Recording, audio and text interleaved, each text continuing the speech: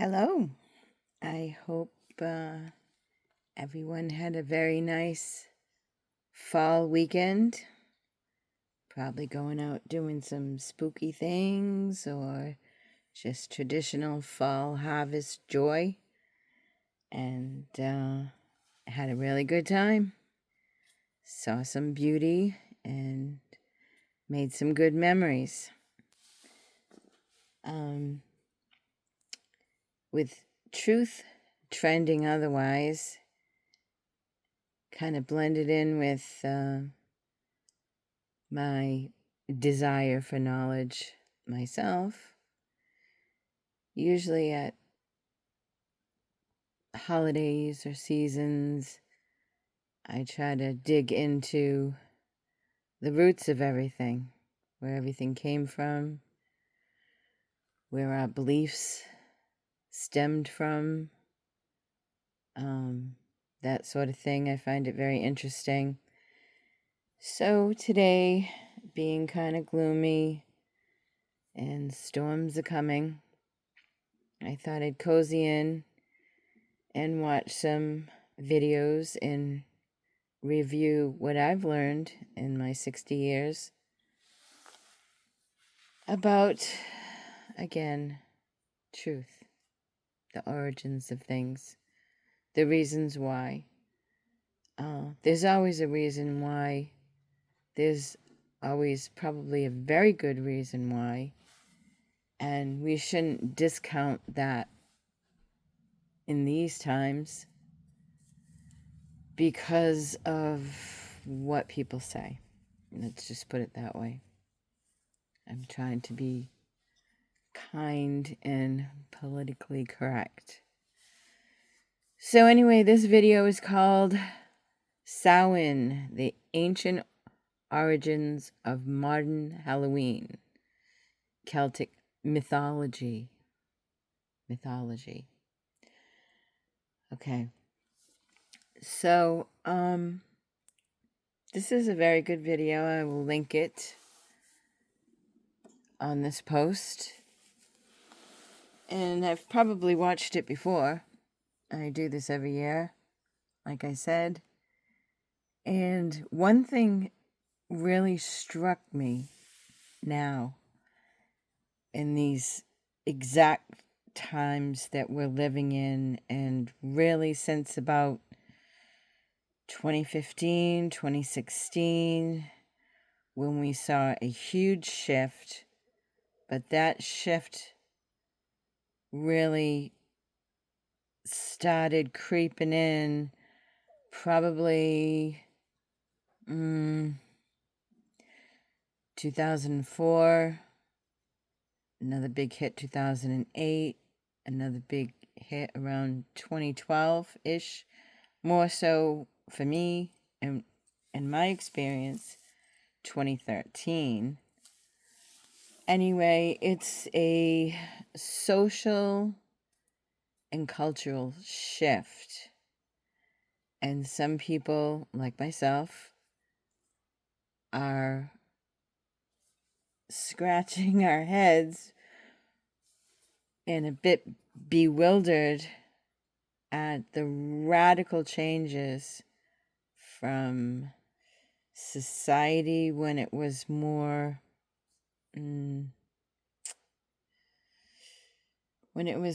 how do I want to put this? Not under control, but more in tune with nature is one way of putting it. People still were grounded in basics. And what I mean by basics is, family first. Without your family, it's pretty difficult to survive out there. Basic shelter, home ownership is a huge thing and has been since the Declaration of Independence and the Constitution and the Bill of Rights, meshed in there about property ownership being, the biggest freedom of all. You own your shelter. Without shelter, we would not survive. Our food supply back then was definitely natural, or more natural. As the crap started flowing in the 50s with all the frosted flakes and all that stuff, or whatever. You get the point. But what we're seeing now, and people call it, clown world. I call it clown world daily. I don't know what else to call it but that. Even as stupid as that is. But I'm watching this video, and bingo, the light really came on. So let's see if it rings any bells in your head. So the themes here are about life lives on and love lives on through our ancestors, and how we honor and respect them and thus each other, embracing that honor and respect and love for sacrifices that humans make on behalf of others at every step along the way. People think about the future of the children and that sort of thing. And that life does not cease at death. Life lives on. So, and this is the old ways of honoring that, honoring, the union of souls that produces that life, and how there is a dark side. And that dark side, to me personally, is not outside of us, but it comes from within us as essentially creator beings. We live to create. That's really our only purpose here, is to create things. Back in the olden times, people were a little more sophisticated, because not only did they understand that and their life depended on it day to day, like thoughts or things, your attitude matters. There was no time or space for being emotionally out of control. If you let fear rule, which is anxiety, your chances of survival were very slim. There's also the male and the female roles. And the synergy there is the magic in the mix. Again, if there is no honor and respect, cherishing every single thing and every single person or being, like the Native Americans, when they kill an animal, they honor its spirit. Their brothers or sisters, whatever. And we've totally lost that. And we could argue till the cows come home how we lost that connection with nature, with each other, with honor, with respect, appreciation, gratitude, at all that whole realm of reality, and we've descended into clown world is well, it's something that we absolutely, as mature adults, hopefully going toward being enlightened beings, we have to address. Self-expression, I noticed going way back. I mean, it started with Sesame Street, where everyone's special and everyone gets a little star and all that stuff, right? You can get that as a compassionate human being in one instance, but in the other instance, what does it rob people of? Inspiration, ambition, motivation, and then going back to those survival skills where by necessity you couldn't mess around. You know, creative dance was not going to put that much food on the table. Maybe as entertainment, yeah, you you might beg a few bucks out of people, and that's addressed in here too. But it's not sustainable. So anyway, let's see if you catch the part where this masquerade of transhuman began and why. Okay?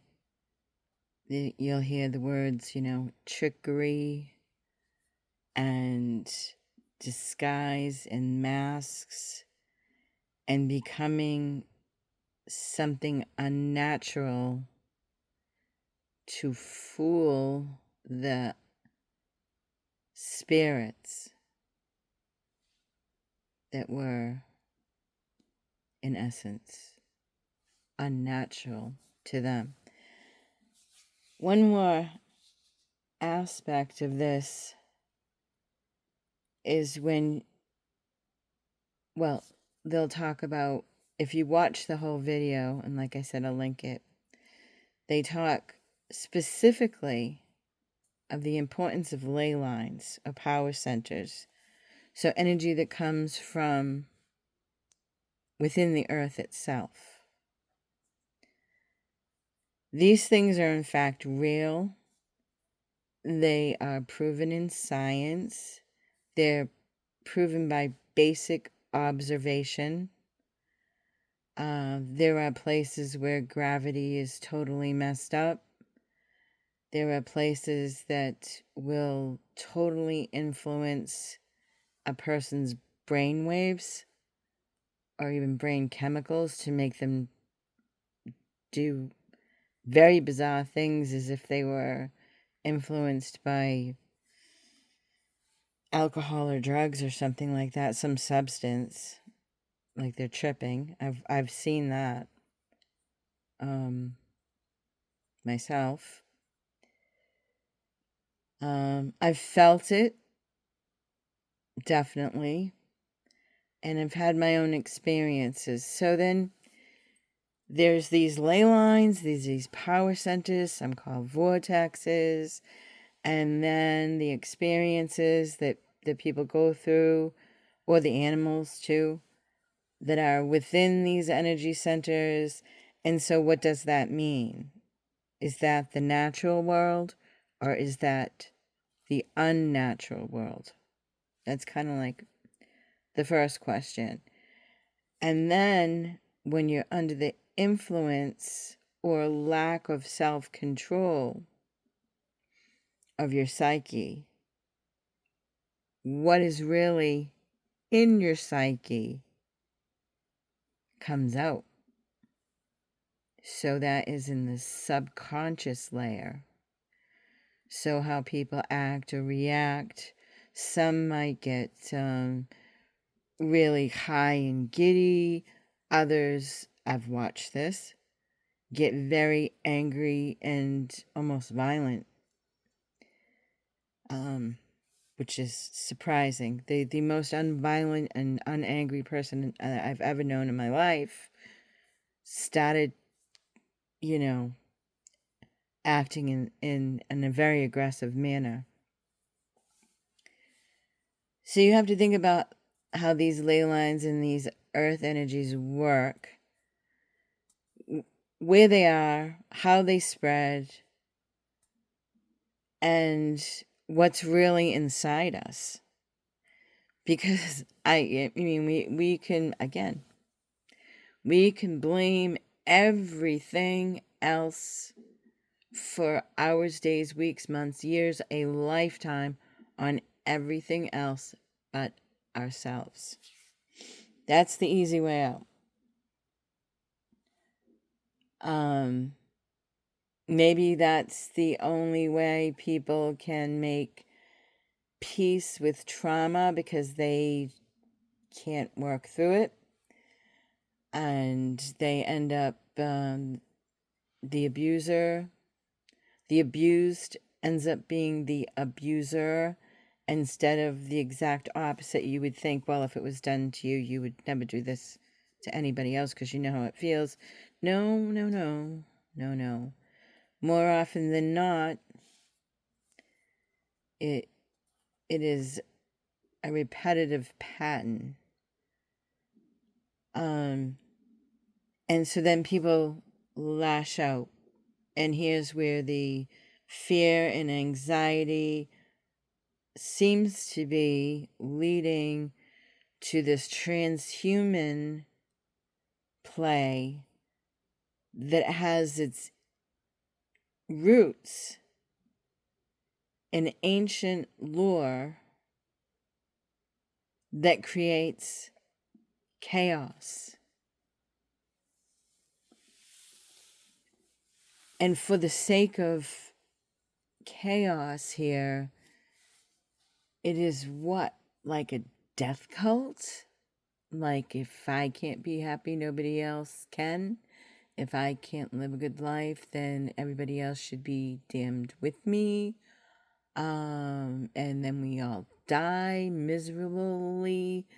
I mean, everyone is like, I hate saying everyone all the time, but so many people seem very miserable, as opposed to a ratio of people overall. When I would be at work in the 1980s, the 90s, it wasn't this, this wasn't this complete dread and division and you name it. I mean, we all see it. We all see it. So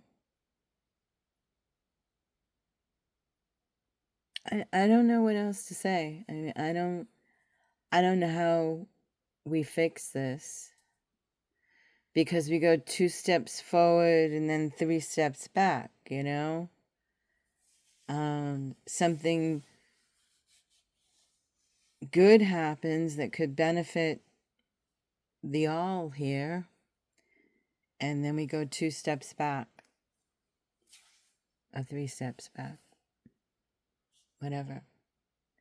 And this transhuman or energy is just taking over. It doesn't seem like you can send in the Marines and it's not going to stop people from this train wreck. I mean, you can't call it progressive, because what line of progress is it making?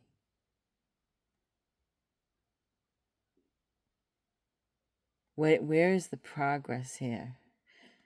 Are people planting fields and feeding people? Are they helping each other build houses? Are Are they fighting not to be taxed to death, like with property taxes? Are they taking self-responsibility for their children and especially, caring for and educating their children?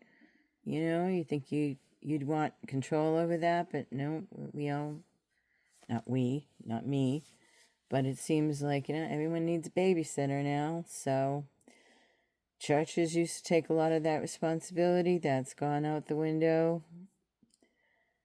One of the big dividing things that we all have to come to terms with, and I think it's just a LARP, and it's been a LARP for, a couple thousand years, is this War of the Gods thing, the three Abrahamic religions,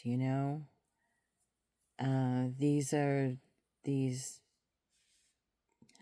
all-powerful deities.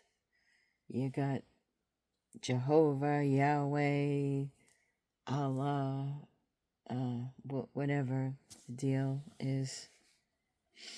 And they're all right, just, loving, this, that, and the other thing. And more people have been killed in the name of all this stuff in the prophets, their prophets, than anything else in the world. So it's like more death cult stuff. I don't know, it's kind of creepy. And then in this, they'll say too, thoughts are things. We create our own reality, so I think people are accepting that. You can see the law of attraction at work. A lot of entrepreneurs and self-help people have been speaking about this for 40 years. Big push 30 years ago at least. And from there, it's worked. Thoughts are things. You are your energy. You are your vibration. Like attracts like, so you will attract what you are inside. What's inside your emotional makeup. Some people call it the heart. And you can't hide it. There's no hiding it. So, well, it goes to the point. People are trying to hide that with this transhuman thing. So, enough rambling on. Let's see if you catch it. In the ancient origins of modern Halloween and Celtic mythology. It was the time when the community, from the lowest farmer to the highest king, took stock, settled its earthly accounts, and fortified the bonds of law and kinship to survive the long, dark winter ahead. It was a festival that looked not only to the world of the spirits, but to the very foundations of the world of men. While kings and chieftains solidified their power with grand assemblies, the true soul of Samhain was kept alive in the smaller, quieter rituals of the common folk. In the turf smoke-scented darkness of the rural cottages and the windswept clackhoods of the highlands, the festival was an intimate and deeply personal affair. It was a time not for politics, but for family, for memory, and for a direct, respectful engagement with the unseen world. As the great bonfires burned on the distant hills, the people practiced a host of ancient customs, a complex grammar of folk magic designed to honor the friendly dead, trick the malevolent spirits, and peer, for one night only, through the mists of the future. The most sacred of these traditions began not with a bang, but in silence. Inside the home, as the family gathered for their Samhain meal, a profound and eerie solemnity would descend. This was the Dumb Supper, a ritual feast for the unseen. An empty chair was drawn up to the table, and a full plate of the best food and a cup of the finest drink was set before it. This place was not empty, it was for the ancestors.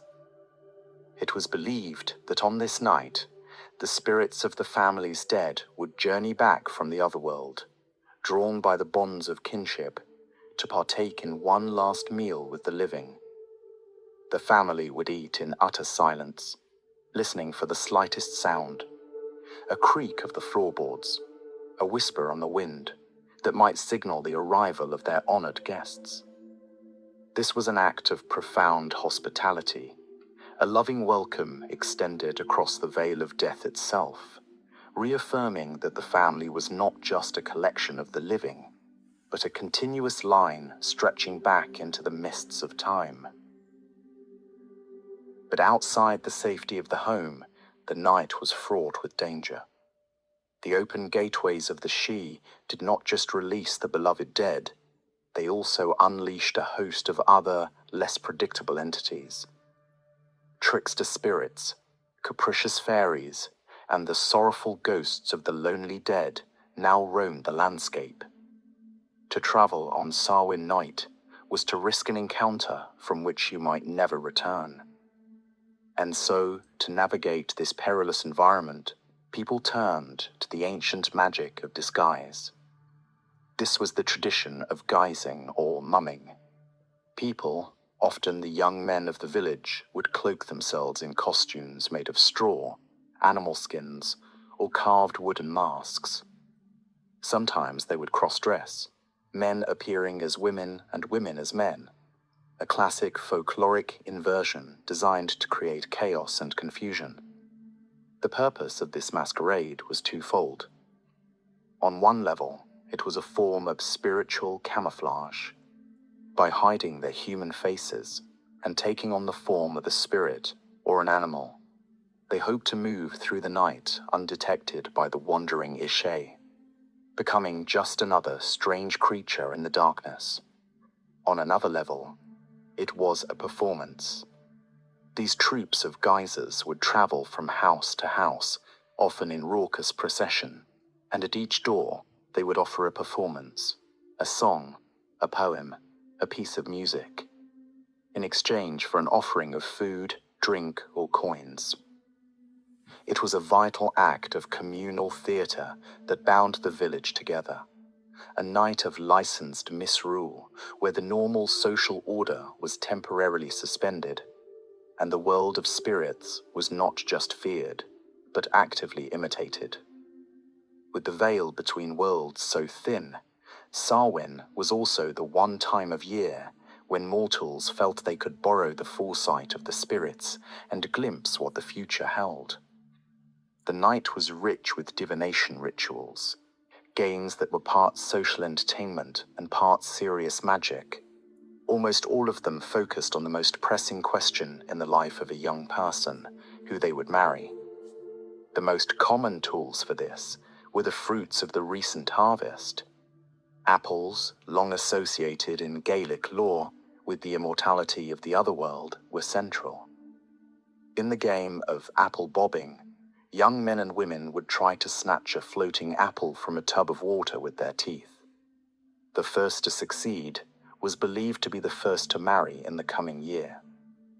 A more personal ritual involved a young woman peeling an apple in one continuous long strip. She would swing the peel around her head and let it fall to the floor, where its shape was believed to form the initial of her future husband. Nuts, the symbol of wisdom, were also used. A young couple would each place a hazelnut on the hearth fire. If the nuts burned steadily together, it signified a long and happy union. If they hissed and spat and jumped apart, it was a sign of a quarrelsome and difficult future. These games were more than simple fun. They were a way of seeking order in the chaos of life of using the magical potential of the night to bring a small measure of certainty to the great, frightening unknown of the future. And as the night wore on and the spirits walked, a final protective measure was put in place. The iconic image of Halloween, the grinning candle-lit face, has its origins here, but not with the bright orange pumpkin of America. The original jack-o'-lanterns of Ireland and Scotland were carved from hardy, pale-fleshed turnips, with grotesque demonic faces etched into them. A glowing piece of coal or a candle stump was placed inside, and they were set in windowsills or by doorways. Their function was pure apotropaic magic. They were a threat and a ward, designed to frighten away any malevolent spirits that might seek entry to the home, turning the terrifying face of the otherworld back on itself. The famous folk tale of Stingy Jack, the trickster doomed to wander the earth with his turnip lantern, was a story invented much later to explain a tradition whose true, ancient purpose was simply to keep the darkness at bay for one more night. For centuries, the traditions of Samhain were the undisputed law of the land, a spiritual reality as tangible as the turning of the seasons. But a new faith was arriving in the Gaelic world, a faith carried on the tides of empire and evangelism, a faith that brought with it a single, omnipotent God, and a host of new saints and martyrs. The arrival of Christianity in Ireland and Scotland did not immediately extinguish the old ways. The roots of Samhain were too ancient and too deep to be pulled out so easily. So this goes on to talk about the old world going into the new world and a new control system, basically. I think the movie The Mist of Avalon has a good spin on this, if you've ever watched that. People who once worshipped more of the goddess archetype, which would be the birthing mother of all,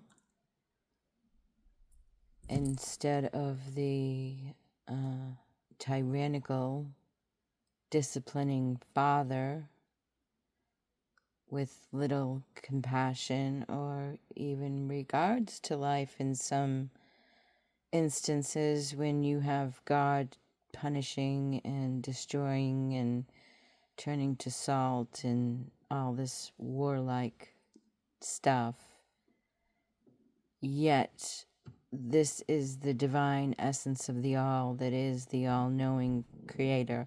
So, that's just like a total dichotomy. There's just no sense there at all in what to say. So you have as above, so below. You have the conflict, as I just said right there, in sort of a War of the Gods death cult. And the War of the Gods has killed more human souls than anything else on the planet, even natural disasters. And now you have people trying to mimic the transhuman aspects of unnatural spirits that are conjured in areas or ley lines of supernatural power, and obviously for power, because we see the power in the numbers and the emotion being displayed, again leaning toward the death cult and the clown world. very complex, but very telling. And the origins come into play whenever they began in the ancient Celtic, I'm sure, other traditions. Germanic, I believe, has kind of the same thing. I bet if we looked into people of the Amazon or Africa, the ancient cultures, Native American, so on and so forth, it's all there. You see the death cults there, that transhuman. And then again, let's just, turn our attention directly to CERN, what they are trying to achieve, the rituals around CERN itself, which are pretty insane, like the ceremonies they have, the symbolism, it's you can't make it up. Can't make it up. So what is everything beaming out to us right now? What is it trying to say? What is your choice in the matter? What are you going to create now? Are you going to let it win and stay in the misery and just create drama and chaos for everyone? Or are you going to try to kill the ego, move beyond the trauma, mature, and seek something else? So, right now, the energy, which is very much real, is said 3 days before Samhain, which is Friday, which is Halloween, and then 3 days after, with all the Christian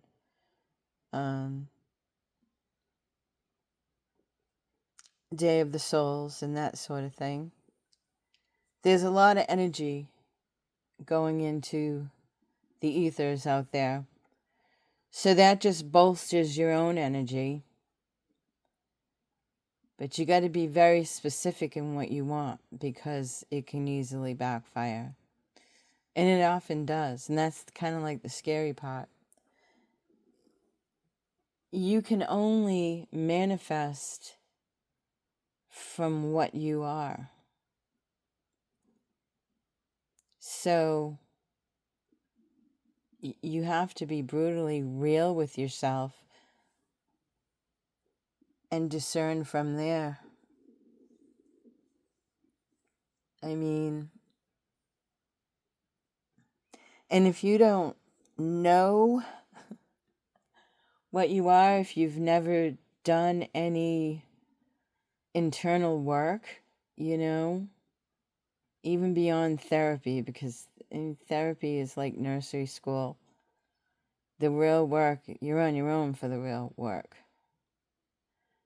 If you're not down on your knees at some point in life, either begging God or whatever, I don't think you know what I'm talking about. And it's not just about begging God to save someone's life that was in an accident or dying or something. I mean, we're talking about ourselves. How can we change ourselves and open our hearts and see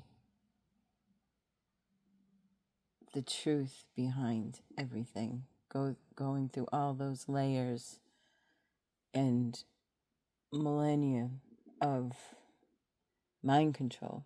It's all mind control. So that's it for this one. This very long rant. I hope it helps people. I know there is a tremendous attraction to Halloween. And it goes beyond all just, the fun and festivities. There are people, and I've met them. Well, I am one. I mean, I've always been this way. But I looked into it since I was a kid, you know? But there are people that just never even opened book and just know that they're like so attracted to, especially like Salem, the Mecca Salem. It's the vibe, it's being there, and they don't even dress up. It's not about the costumes. It's like they have to be there, they have to be in that energy. And this is what it is. This is the energy. It's the old ways. They're craving for it, and they just can't put a finger on it. And trying to explain things to people it goes in one ear and out the other. It's something that you have to discover for yourself too. Like, pick up a book. Oh, one book. No, you have to pick up about 20 years of books. But anyway, start somewhere. There's videos now. You can blast through life like the supreme being on the Fifth Element. Now you can just watch it all fly by. So what am I talking about? 20 years of study can be done in 20 days.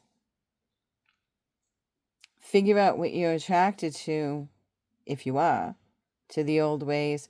Or another thing is, if you're not, and this is all like evil and the work of the devil and, blah, blah, blah, blah, figure out where that comes from.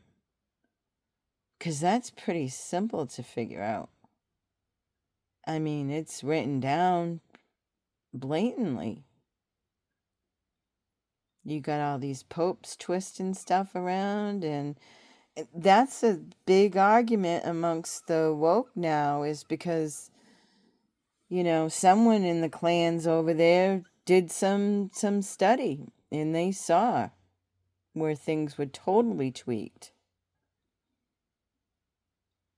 So there's that too. All right. Happy Samhain. Happy New Year, because it is the Old World, Old Ways New Year. So that begins on November 1st. Again, I hope this helps. It's not an easy fix. It's a very long journey. It's probably a lifetime journey for most of us. But we get there. I have some wonderful friends. Wonderful. And we're all on that same path, holding each other up for at least the past 20, 25 years now. And we're not there, but we just keep getting a bit closer and a bit closer. The anxiety goes away. The fear starts going away. The freedom comes in. And the freedom is awesome because it's a freedom of your mind. So no matter where you are, you still have yourself and you have your mind, and no one can abuse that. They can all just go fuck themselves, right? We'll leave it on that note. Ta-ta.